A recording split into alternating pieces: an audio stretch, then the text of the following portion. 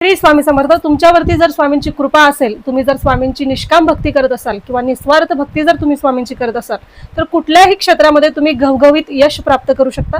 अगदी असाच एक सुंदर स्वामी अनुभव आपल्याला ऋतुजाताई माने यांनी पाठवलेला आहे. चला तर आजच्या आपल्या स्वामी अनुभवाला सुरुवात करू. श्री स्वामी समर्थ. श्री स्वामी समर्थ.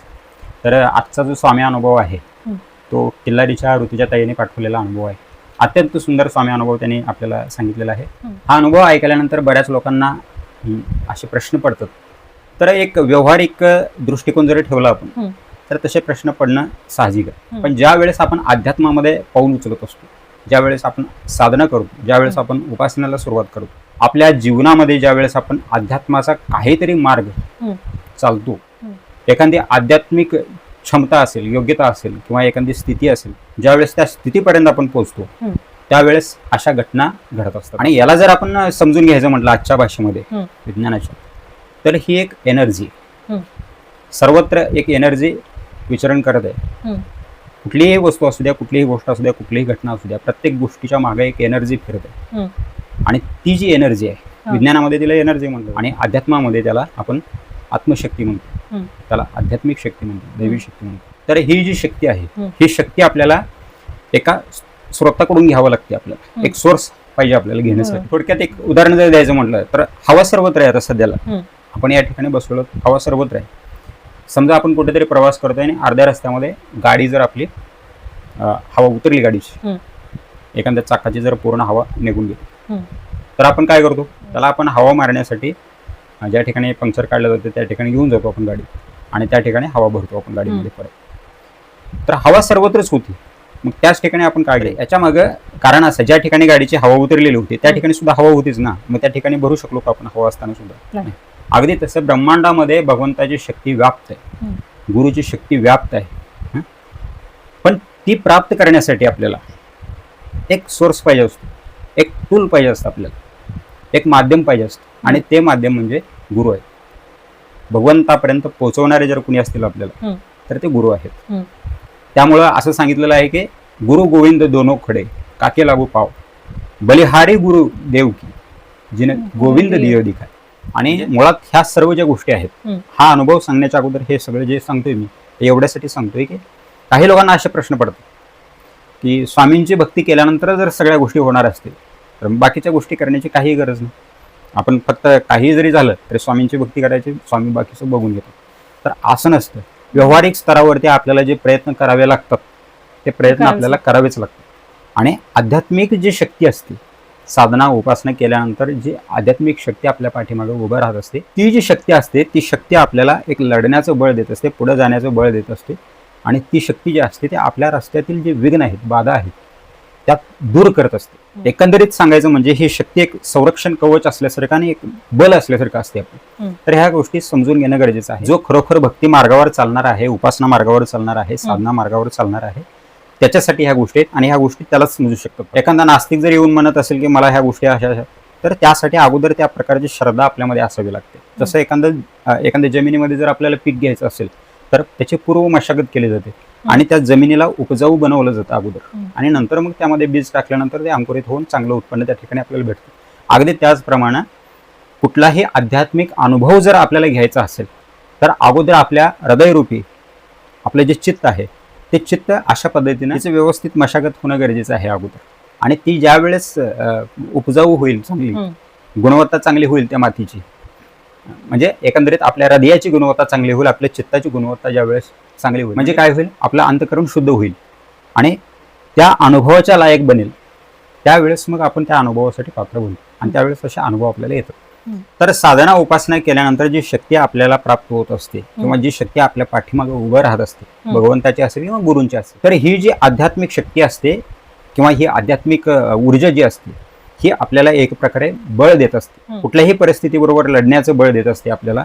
आणि कुठल्या परिस्थितीमध्ये कुठले निर्णय घ्यायला पाहिजे हे सुद्धा आपल्याला त्या शक्तीमुळे हे होतं. तर एकंदरीत आता ह्या सगळ्या गोष्टीचं जर वैज्ञानिक जर विश्लेषण केलं तर बऱ्याच गोष्टी आपल्याला याच्यामध्ये सांगता येऊ शकतात. पण आता सध्याला तुर्ताला आपल्याला आपल्याकडे जो स्वामी अनुभव आलेला आहे तो आपल्याला आपल्या सर्व स्वामी भक्तांना सांगायचा आहे. तर हा अनुभव ऐकल्यानंतर कोणाला असे प्रश्न पडू नयेत म्हणून अगोदर थोडंसं हे स्पष्टीकरण मी दिलेलं आहे. तर अध्यात्माच्या मागं, आपल्या भारतीय अध्यात्माच्या मागं खूप मोठं विज्ञान आहे, खूप मोठं सायन्स आहे आणि ह्या सगळ्या गोष्टी जर बारकाईनं आपण समजून घेतल्या, केवळ उथळ बुद्धीने जर आपण अध्यात्माकडे जर बघत असू, त्याच्यावर प्रश्न जर विचारत असू, तर केवळ तुमच्या प्रश्नाचं एक क्यू केली जाऊ शकते, तुमच्या बुद्धीची आणि तुमच्या प्रश्नाची क्यू केली जाऊ शकते. पण तुम्ही जर प्रत्यक्षामध्ये त्या वैज्ञानिक बेसवरती जाऊन जर अध्यात्म समजून घेण्याचा प्रयत्न केला, भक्तीला समजून घेण्याचा प्रयत्न केला, तर मग आपल्याला काही गूढ रहस्य जे आहेत आध्यात्मिक शक्तीचे किंवा गुरु कृपेचे, त्या हळूहळू आपल्यापुढे उलगडायला लागतात. तर ह्या सगळ्या गोष्टी आपण एखाद्या दुसऱ्या व्हिडिओमध्ये घेऊया. तर आजचा जो स्वामी अनुभव आहे तो किल्लारीचे एक स्वामी भक्त ताई आहेत, ऋतुजाताई माने, त्यांनी हा अनुभव आपल्याला पाठवलेला अत्यंत सुंदर अनुभव आहे. तर त्यांची मुलगी आहे ती पोलीस भरतीसाठी प्रयत्न करत आहे. गेल्या 4-5 वर्षापासून सतत तिचे प्रयत्न चालू होते. तर प्रत्येक वेळेस कुठल्या ना कुठल्या गोष्टीमध्ये ते रिजेक्ट व्हायचं, कुठल्या ना कुठल्या गोष्टीमध्ये कमी पडायचं, कुठल्या ना कुठल्या गोष्टीमध्ये अपात्र ठरायचं. आणि सगळ्या तयाऱ्या व्यवस्थित करून सुद्धा मग ती गोष्ट शारीरिक पात्रतेची असेल किंवा वैद्यकीय चाचणीची असेल किंवा लेखी किंवा तोंडी परीक्षा असेल, तर या सगळ्यामध्ये कुठल्या ना कुठल्या एका गोष्टीमध्ये ते कमी पडायचे आणि राहून जायचं. आणि ते प्रत्येक वेळेस भरतीसाठी अपात्र होणार आणि मग आईजवळ येऊन रडणार आणि सांगणार आईला की आई काय करू, मी एवढं प्रयत्न करून सुद्धा मला यश भेटत. आणि हे त्यांच्या मुलीची जी तक्रार होती ती बऱ्याच दिवसापासून, असं बऱ्याच वर्षापासून चाललेलं होतं. 3-4 वर्षामध्ये बऱ्याच वेळेला त्याने प्रयत्न केलेलं होतं, तरी सुद्धा पाहिजे तसं यश भेटत नव्हतं. मग आईला पण चिंता वाटत होती की आपल्या मुलीचं करिअर होणार की नाही, आपल्या मुलीचं जे स्वप्न आहे पोलीस बनण्याचं ते पूर्ण होणार की नाही.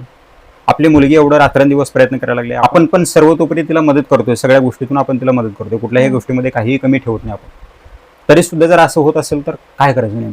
ह्या कष्टाला, ह्या परिश्रमाला कधी फळ येणार. आणि मग एका दिवशी काय झालं, ऋतुजाताई कुठेतरी गेलेल्या होत्या आणि त्या ठिकाणी काहीतरी महिला मंडळाची काही बैठक होती. तर त्या ठिकाणी बैठक झाली त्यांची. बैठक झाल्यानंतर थोड्याशा गप्पा टप्पा मारत बसलेल्या होत्या महिलासाठी. आणि त्या ठिकाणी असा विषय निघाला आणि एका त्यांच्या परिचयाच्या ताईने त्यांना विचारलं की काय झालं मुलीचं, यावेळेस तर सिलेक्शन झालं की नाही. तर त्यावेळेस ते म्हणाले की नाही झालं, म्हटले खूप प्रयत्न करायला लागले मुलगी पण ते काय होत नाही.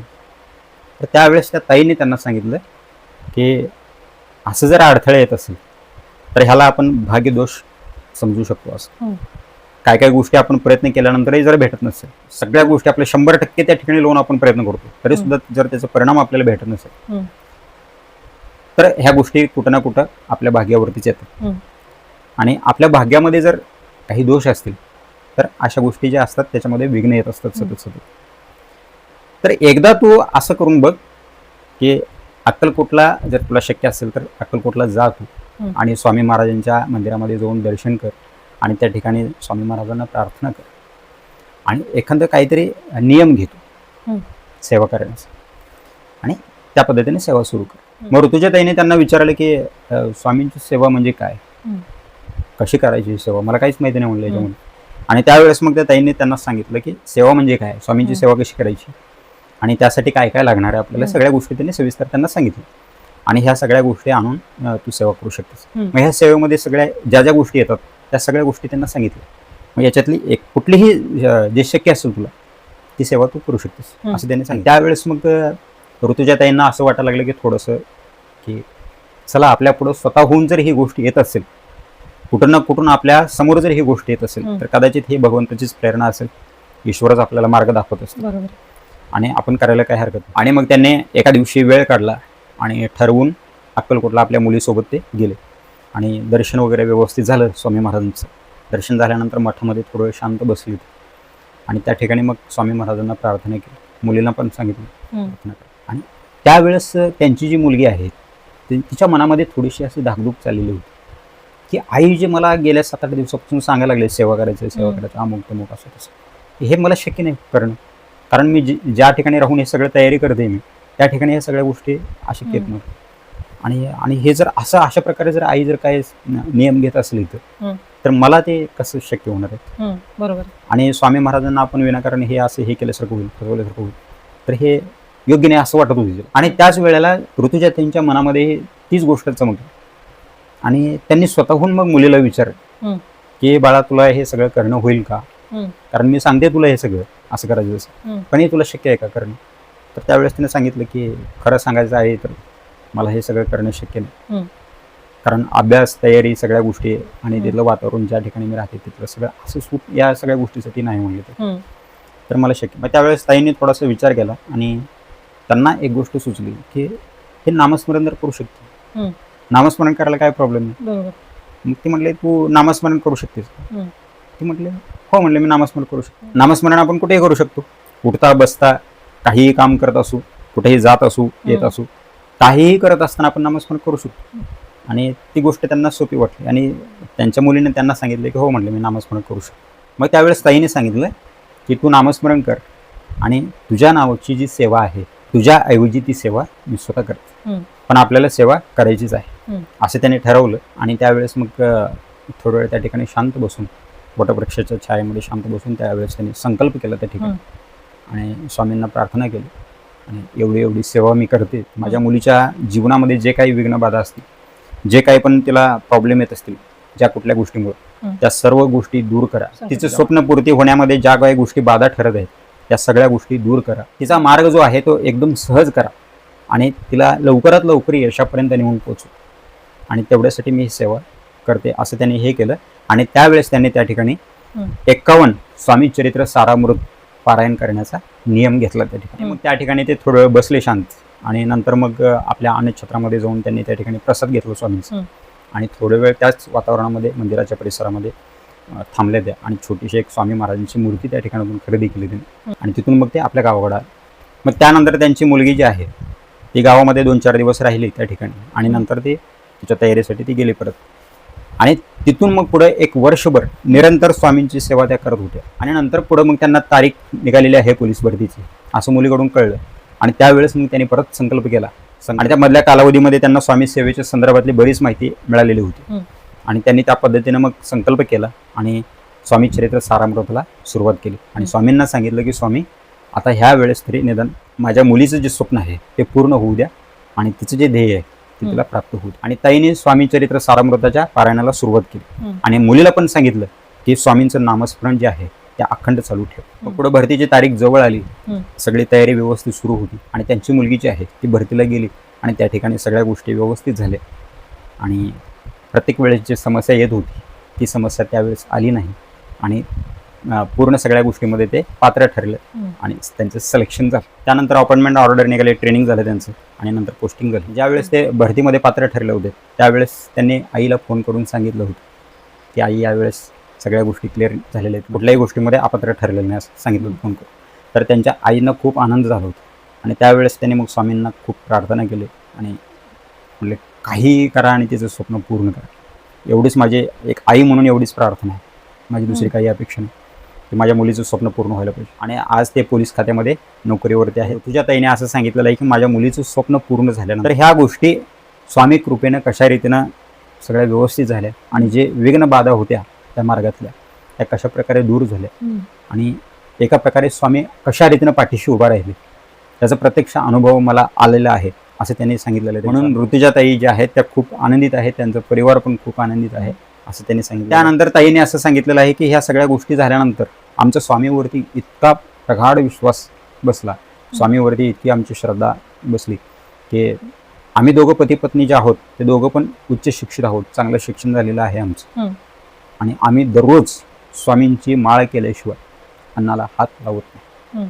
दररोज आम्ही 11 माळी जप करतो आणि शक्य असेल त्या पद्धतीनं स्वामींची पूजा करतो आणि गुरुवारी मी स्वतः अभिषेक वगैरे करते असं त्यांनी त्यांच्या अनुभवामध्ये सांगितलेलं आहे. तर आजच्या ह्या ऋतुजा ताईच्या स्वामी अनुभवातून आपण नेमकं शिकायचं काय किंवा घ्यायचं काय? आपण ज्या वेळेस कर्म करत असतो, कर्म करून सुद्धा प्रामाणिकपणे कर्म करून सुद्धा जर आपल्याला त्याचं फळ लवकर भेटत नसेल तर त्या ठिकाणी प्रारब्ध दोष येत असतो.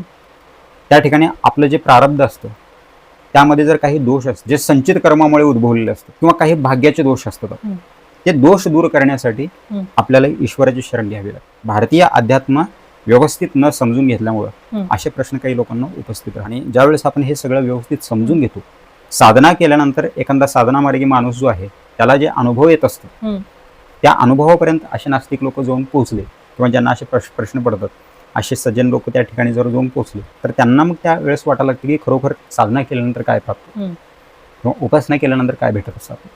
तर ह्या सगळ्या गोष्टी ज्या त्या लेवलवरती आहेत. तर एकंदरीत सांगायचं म्हणजे एखादी कुठलीही गोष्ट जर आपल्याला पाहायची असेल, दूरवरची गोष्ट पाहायची असेल तर जसं दुर्बीण लागते आपल्याला, आपण त्यातून पाहिलं की मग आपल्याला चंद्र दिसायला लागतो स्पष्ट, अगदी तसं हे टूल बॉक्स त्यातून आपण आपल्याला जे अपेक्षित गोष्ट आहे ते आपण सहजरीतीनं प्राप्त करू शकतो. तर अशा प्रकारे ऋतुजाताईने जो स्वामी अनुभव आपल्याला पाठवलेला होता, तो स्वामी अनुभव मी सर्व स्वामी भक्ताबरोबर आज शेअर केलेला आहे. अशाच प्रकारचे जर स्वामी अनुभव जर तुम्हाला हे आलेले असतील तर तुम्ही सुद्धा तुमचा स्वामी अनुभव आम्हाला कळवू शकता आणि तो तुमचा दिव्य स्वामी अनुभव आपण आपल्या चॅनेलवरून सर्व स्वामी भक्तापर्यंत पोहोचवण्याची सेवा नक्की करू. श्री स्वामी समर्थ. श्री स्वामी समर्थ.